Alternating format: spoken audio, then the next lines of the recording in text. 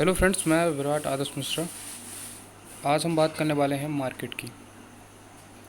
देखिए, मार्केट सहज रूप से देखा जाए तो बहुत सरल है समझना, मार्केट की डेफिनेशन। लेकिन मार्केट में जो एक कंपटीशन है और अलग अलग तरीके की पॉलिटिक्स है, उसको समझना ज़रूरी है कि आखिर मार्केट इतना कैसे मज़ेदार होता है, उसको समझना ज़रूरी है। ठीक है।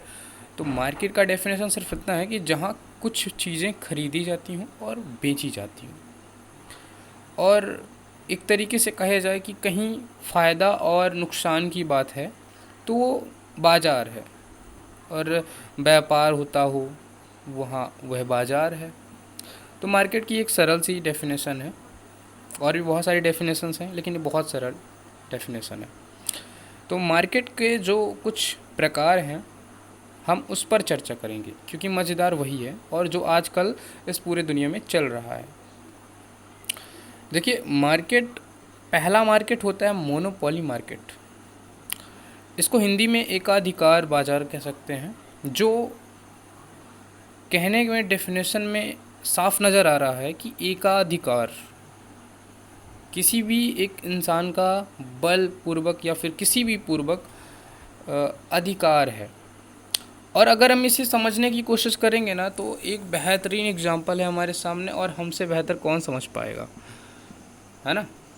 तो ये बात है ब्रिटेन की, ब्रिटिश ईस्ट इंडिया कंपनी की।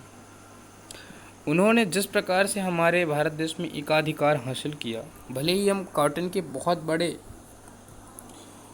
प्रोडक्टिव कंट्री थे, लेकिन आज लंदन हो चुका है। इसका कारण भी यही था कि उन्होंने यहाँ आया, वो आए ब्रिटिश वाले, ब्रिटेन से। तो उन्होंने यहाँ के मार्केट पर अपना एकाधिकार किया,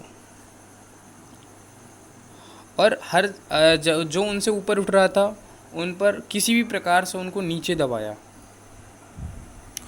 अगर हम देखें तो आज बहुत सारे ऑटोमोबाइल्स में हम देख सकते हैं, और भी प्रोडक्ट्स में, एजुकेशन प्लेटफॉर्म पर ऐसी बहुत सारी कंपनियां हैं जिन्होंने अपना तख्ता ऐसे बैठा लिया है जो कि उन्हें नहीं लगता कोई उन्हें हटा सकता है। जैसे कि आप गूगल देख लीजिए, कोई भी फ़ोन नहीं जिसमें गूगल ना हो, सभी फ़ोन में गूगल। और पहले के फ़ोन में इंटरनेट एक्सप्लोरर हुआ करता था, जो बहुत ही अच्छे तरीके से सभी फ़ोन में अवेलेबल हुआ करता था।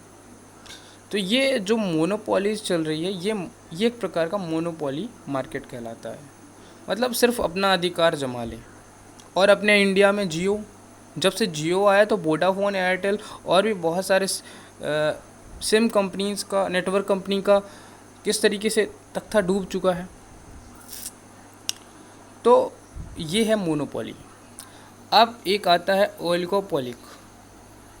ओलिगोपोली मतलब उसमें ये होता है कि दो लोग, ऐसे हम समझने चाहें तो इस तरीके से समझ सकते हैं। बाज़ार में बहुत सारे सब्जी और अलग अलग प्रकार के मटेरियल्स के बेचने वाले होते हैं, और वो लोग क्या करते हैं कि अपने में ही बातचीत कर लेते हैं कि इस सामान को हम इतने में ही बेचेंगे पूरे बाज़ार में। उदाहरण के तौर पर ले सकते हैं कि कोई सेव बेच रहा है, तो जितने भी ठेले वाले हैं सभी कोई ने अपने डिसीज़न ले लिया कि हम 80 रुपये ही देंगे, सभी ठेले वालों ने।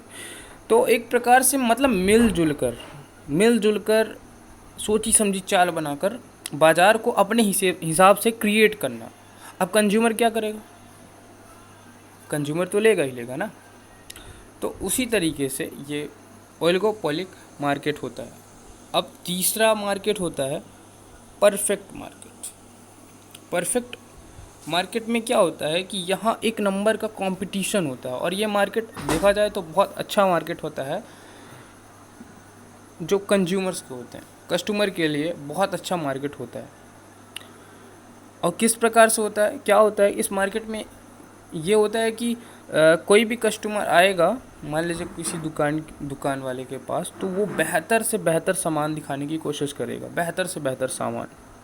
तो ये एक परफेक्ट मार्केट होता है। यहाँ किसी भी प्रकार की ओलिगोपोलिक नहीं होती, क्योंकि कोई मिलजुल कर यहाँ काम नहीं करते। अगर कोई कस्टमर आया है तो वो अपना बेस्ट से बेस्ट प्रोडक्ट दिखाएंगे और अच्छे से अच्छे रेट में।